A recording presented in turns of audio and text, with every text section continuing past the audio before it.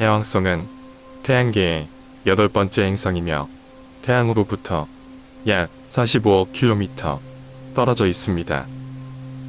목성, 토성, 천왕성을 포함하는 4개의 거대 가스 행성 중 가장 멀리 떨어져 있습니다. 해왕성은 지름이 약 49,000km인 매우 큰 행성으로 지름으로 태양계에서 4번째로 큰 행성입니다.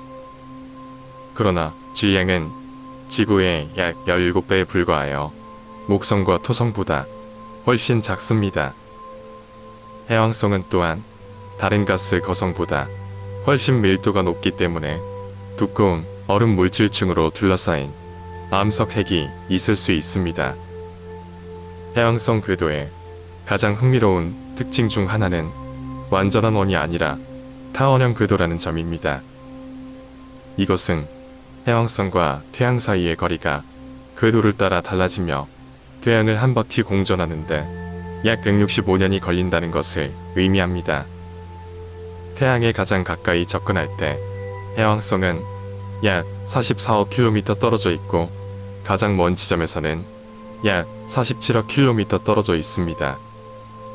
해왕성 탐사는 1989년 8월 25일 행성에 가장 근접한 우주선 보이저 2호의 발사와 함께 1980년대에 시작되었습니다.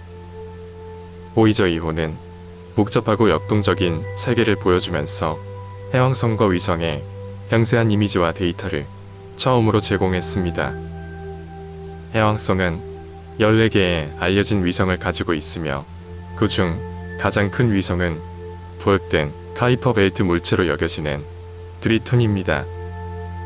보이저 2호는 트리톤이 질소간헐천, 극저온 화산 및 기묘한 멜론 모양의 지형이 있는 복잡하고 지질학적으로 활동적인 표면을 가지고 있다는 것을 발견했습니다. 또한 해왕성 주변에서 6개의 좁고 희미한 고리를 감지했는데 이는 작은 먼지와 얼음 입자로 구성된 것으로 생각됩니다. 이 고리는 토성의 고리보다 훨씬 젊고 덜 무거우며 해왕성 부근에서 위성이 부서지면서 끊임없이 보충되고 있습니다. 대흑점은 목성의 대적점과 크기와 모양이 비슷한 해왕성 대기에 있는 커다란 타원형 폭풍입니다. 그러나 수세기 동안 관측된 목성의 폭풍과 달리 대흑점은 상대적으로 수명이 짧은 것이 특징으로 1994년 허블 우주망원경이 해왕성을 관측할 무렵에는 사라졌습니다. 이러한 특징의 정확한 원인은 아직 알려지지 않았지만 해왕성 대기의 복잡한 역학관계와 관련이 있는 것으로 여겨집니다. 보이저 2호의 저공 비행 이후 해왕성에 대한 추가 임무는 없었지만 향후 임무에 대한 몇 가지 제안이 있었습니다. 가장 유망한 제안 중 하나는 2030년대 중반에 위성 트리톤과 해왕성을 모두 비행하는 우주선을 보내는 트라이턴트 임무입니다. 임무는 해왕성의 대기와 자기권을 조사할 뿐만 아니라 트리톤의 지질학과 구성을 더 자세히 연구하는 것을 목표로 합니다. 해왕성은 매혹적이고 신비로운 행성이며 이와 관련된 많은 흥미로운 사실과 현상이 있습니다. 해왕성 대기의 색은 짙은 청색인데 이는 행성 대기의 메탄이 붉은 빛을 흡수하기 때문입니다. 이 색의 정확한 이유는 아직 완전히 이해되지 않았지만 존재하는 메탈에 의한 온도 및 압력을 비롯한 여러 요인이 복합적으로 작용하기 때문인 것으로 생각됩니다. 해왕성은 시속 2000km의 속도로 태양계에서 가장 강한 바람을 가지고 있습니다. 이 바람은 대기의 대류를 생성하는 행성의 내부 열에 의해 구동되는 것으로 생각됩니다. 해왕성은 행성의 자전축에 대해 47도 각도로 기울어져 있는 매우 특이한 자기장을 가지고 있습니다. 이것은 행성 내부 깊은 곳에서 전도성이 높은 물질층이 존재하기 때문인 것으로 생각되며 이로 인해 행성의 자전축과 다른 지점에서 자기장이 생성됩니다. 해왕성의 가장 큰 위성인 트리톤은 역행 궤도를 가지고 있는데, 이는 행성의 자전과 반대 방향으로 행성을 공전한다는 것을 의미합니다. 이것은 매우 이례적인 일이며, 트리톤이 해왕성 주위의 궤도에서 형성되지 않고 대신 과거 어느 시점에 행성에 포획되었음을 시사합니다. 해왕성은 태양계의 다른 행성들과 거의 같은 시기에 약 45억 년 전에 형성되었다고 믿어집니다.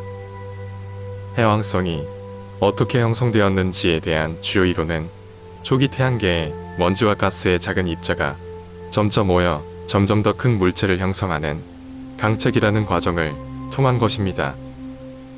이 이론에 따르면 해왕성은 원시 행성 원반에 고체 입자가 부착되어 형성된 작은 암석 핵에서 시작되었습니다. 핵의 크기가 커짐에 따라 중력이 증가하여 주변 디스크에서 가스를 포획하기 시작했습니다. 시간이 지남에 따라 핵과 핵이 포획한 가스는 두꺼운 대기를 형성했고 결국 오늘날 우리가 알고 있는 행성이 되었습니다. 그러나 해왕성의 형성에 대한 정확한 세부 사항은 아직 완전히 이해되지 않았으며 여러 이론이 경쟁하고 있습니다. 예를 들어 일부 과학자들은 해왕성이 중력 불안정성이라는 과정을 통해 형성되었을 수 있다고 믿고 있습니다. 이 과정에서 어린 태양 줄알에 가스 먼지 원반이 불안정해지고 붕괴되어 직접 행성이 형성됩니다. 해왕성의 형성을 연구하는 데 있어 어려운 점 중 하나는 해왕성이 태양에서 멀리 떨어져 있어 직접 관찰하기 어렵다는 점입니다. 그러나 과학자들은 소행성, 해성 및 기타 행성과 같은 태양계의 다른 물질을 연구함으로써 해왕성과 다른 행성이 어떻게 생성되었는지 이해하는 데 도움이 되는 모델과 시뮬레이션을 개발할 수 있습니다. 우리가 지금 해왕성이라고 부르는 행성은 시간이 지남에 따라 태양계에 대한 이해의 변화를 반영하여 역사 전반에 걸쳐 여러 이름을 가지고 있습니다. 19세기 중반 천문학자들은 천왕성의 궤도가 예상대로 작동하지 않는다는 사실을 알아차렸습니다. 이는 천왕성 너머에 발견되지 않은 행성이 존재함을 시사합니다. 1846년 프랑스의 수학자 어베인 레 베리어는 자신의 계산을 사용하여 베리어의 행성이라고 부르는 이 행성의 위치를 예측했습니다. 베리어의 예측 직후 독일의 천문학자 조한 갈레는 베리어의 계산을 사용하여 예측된 위치에서 행성을 발견했습니다. 갈레는 로마의 바다신의 이름을 따서 넵튠 해왕성이라는 이름을 제안했으며 과학계에서 빠르게 채택되었습니다. 20세기 초 해왕성의 위치를 계산한 레 베리어가 자신의 이름을 딴 행성에 이름을 붙일 자격이 있는지에 대한 논쟁이 있었습니다. 일부 천문학자들은 이 행성을 실제로 발견한 갈레가 그 이름을 지어야 한다고 주장했습니다. 그러나 레 베리어라는 이름은 궁극적으로 1981년에 발견된 해왕성의 위성 중 하나에 사용되었습니다. 일부 문화권에서는 로마의 신 넵튠이 포세이돈으로 알려져 있어 행성의 이름에 약간의 혼동이 생겼습니다. 일부 천문학자와 작가는 넵튠 대신 포세이돈이라는 이름을 사용했지만 국제천문연맹에서 인정한 행성의 공식 이름은 아닙니다. 오늘날 해왕성은 태양계에서 가장 매력적이고 신비한 행성 중 하나로 남아있으며 그 구성, 대기 및 역사에 대해 여전히 많은 것을 알아내야 합니다. 지금까지 태양계에서 네 번째로 큰 행성인 해왕성에 대해 알아보았습니다. 여러분의 소중한 시간에 영상을 시청해 주셔서 감사드립니다.